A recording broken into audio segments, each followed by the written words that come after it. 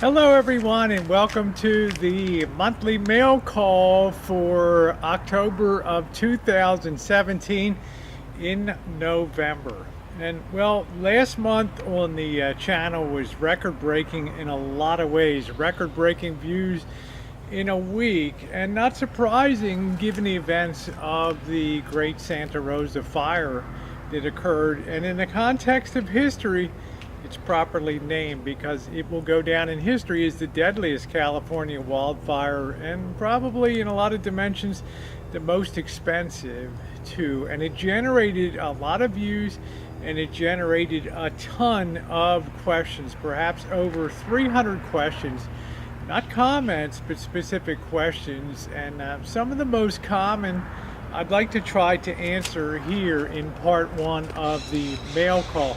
Now, the biggest issue that came up when people would see the burn videos, and I probably have the most extensive ground coverage on the day after, the day of the event out there with, and the day after Fountain Grove and the Journey's End mobile home park, as well as Coffee Park and eventually Mark West. I was really one of the first ones in. You see my videos, you'll see media there.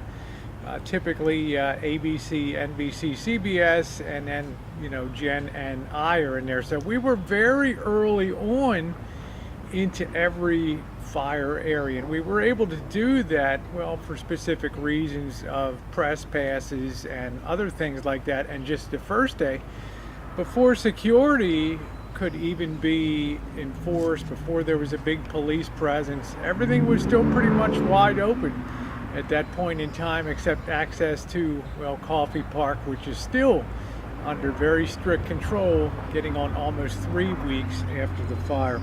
But the big question that people asked the most was, why didn't trees and vegetation burn? Well, how could it have survived?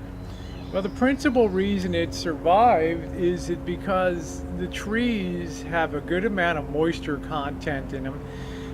They're not all in dry land. A lot of the ones that I showed were on people's property, and a lot of those properties were regularly watered, the lawns, and those trees were in a fully leafed out state. They weren't dry by any stretch of the imagination. And also, the thing that you have to appreciate is that people in this area, and especially up on the hills, are conditioned when they build and when they landscape to try to use fire resistant trees like Italian cypress trees and things like that. That's one reason they live like 1,000 years, is because they're very resistant to fire.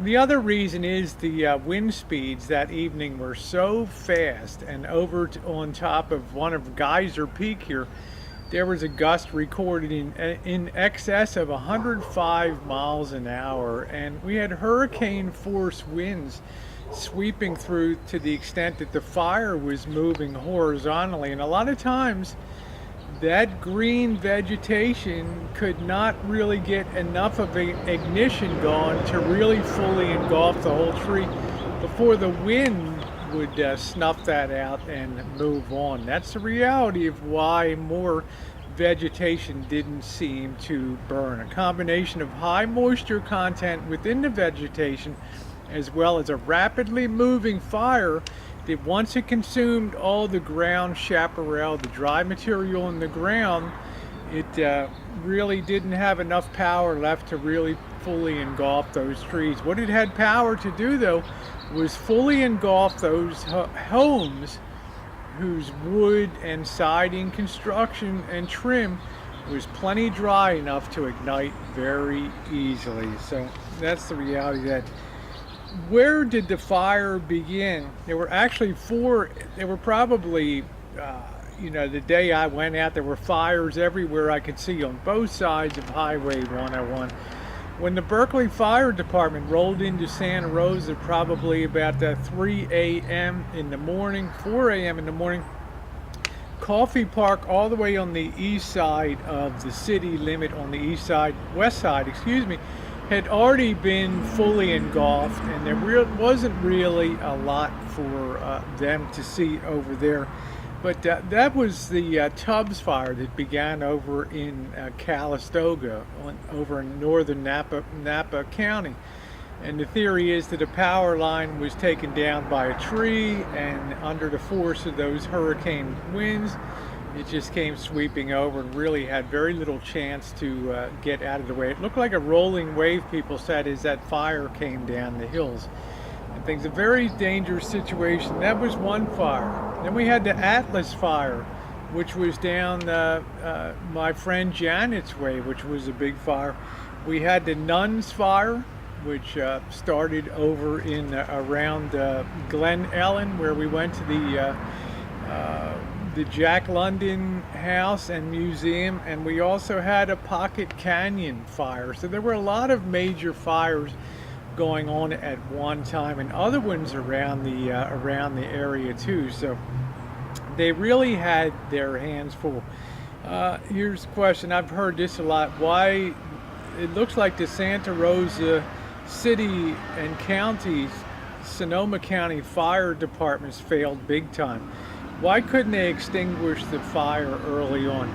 Well, one reason was, and reports came in, and they were dispatching very quickly vehicles to those locations. But those locations, once that fire started moving westward and moving up into the hills, they're extremely difficult areas to get into. Remember, this all begins at 9:40 p.m. in the dark, and by 1 a.m. in the morning, 2 a.m., the county is fully engulfed, and this fire is blazing westward at an extremely high rate of speed. So those winds were the factor which made it very difficult to initially fight, as well as the terrain there, and also limited by the fact that for a city of almost 200,000 people, we have a 116 person fire department, which you can't theoretically leave the city undefended. And I will mention that there were a few other fires that the fire department of Santa Rosa was fighting that evening,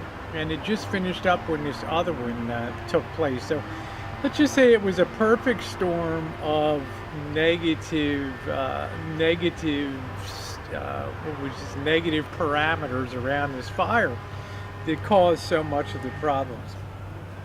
Some people, you get trolls on the channel, and Jen and I go in there to where the Fountain Grove round barn burned, mainly because we see people starting to pick up an odd souvenir and take it away and something like that. We just made the decision that there's not going to be anything left for a restoration to incorporate maybe into a cornerstone, or to have maybe a museum within the new round barn. If somebody's not making the effort or taking the initiative to gather up some of these pieces, the hinges, the nails, some of the bolts and things, and grab all that stuff and put it in one central repository. And when things calm down and people do consider the time to rebuild, and this stuff will be available now that we preserved. But this person said, did you loot when you recovered the pieces of the barn? Well, the Fountain Grove Red Barn is an open area there between the Hilton and between the Fountain Grove Inn down there, and the Medtronic, which owns some additional land. So ownership and nothing was taped off or cordoned off in that particular area. So we thought, discretion being the better part of valor, we would act quickly, which we did. By no means did we there's still tons of stuff on that site, but we gathered enough that it would be a meaningful historical contribution, and we're very glad that we did. So, looting is generally things that have value to them, and nuts and bolts and things like that in an open field area. It's kind of a tough call, but we're glad that we did that. We did ask the policeman that was sort of regulating traffic going up to the Fountain Grove area, and he just said, well, it looks like it's burned to the ground to me, so I don't think there's anything really left up there. But we don't got time to put a guard around everything like that. If you think there's something that can be saved for the future, go ahead. So Um, Here's another big one too. I heard that people have to have foundations pulled out after the fire. Let me tell you, just within the city of Santa Rosa, there's 2,900 structures that burned, 2,900, probably more. And some places, ranches going back to the 1850s, a lot of homes that were built in the 1970s, 80s, and 90s. And the federal government considers that after a wildfire, that a lot of these foundations, the cement in them, has been compromised. And in Lake County, the county, one county up to the north, sort of to the northeast here, the federal government came in as part of their cleanup, and they forced people to take out their foundations and stuff. Well, the concern here is we're on hills up there, and if you start pulling foundations out and you have a lot of loose fill there, a lot of those hills are going to start coming down in mudslides, and you know what they're going to do? They're going to take out houses that are still intact, and it's going to be a big problem. So they really have to think very carefully about that situation. Now, an independent guy I heard on the local radio show, an engineer, said they tested some of the foundations and they were good to 33,000 psi. So a little bit of pointing up, some new sidewall construction and stuff, and they should be good to go. So they're going to have that back and forth. You know, the government's fully in here with cleanup, and if you don't want the government to clean up your site, you have to go through all kinds of waivers and other things like that. Here we go. This will be the last one for this. Well, I got one more for this section. This person said you did some jaw-dropping first videos. Weren't you scared of the toxic stuff? The first 8 fires were burning all around you when you did the video. Tires, trees, hotels, God knows what kind of things, and ammunition and stuff like that. I guess I thought that first day when I got in the van early on that morning, the Monday morning, at about the 8:30 a.m., after checking in and making sure that all type of medical stuff was safely uploaded to the cloud, I didn't understand at that time the dimensions of what had occurred. I drove about a half a mile, and all of a sudden I found myself looking at fires on both sides of the highway in an unbelievable situation that I never in my wildest dreams thought I would ever see. Highway 101 closed down with just engulfed in black smoke, and hotels on the hills on fire, and mobile home parks to the left on fire, and further behind, about a half a mile behind that, I could see Coffee Park just raging over there with fires where those 500 homes were being incinerated.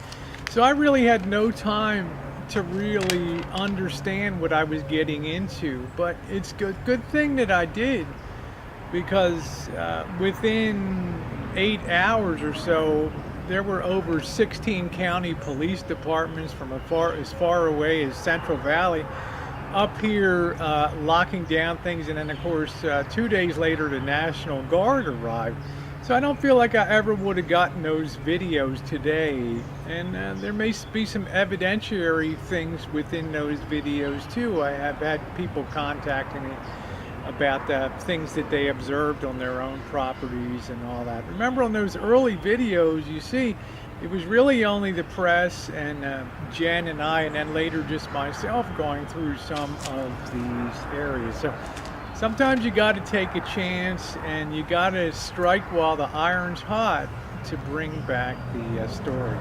Well, that's part one of the monthly mail call. A very interesting month for sure. We also had the Lake Tahoe trip, and well, all kinds of good stuff. We had naughty nighty baking, naughty teeny, what is teeny weeny string bikini baking return. All kinds of fun stuff. Stay tuned for part 2, and thanks so much for watching.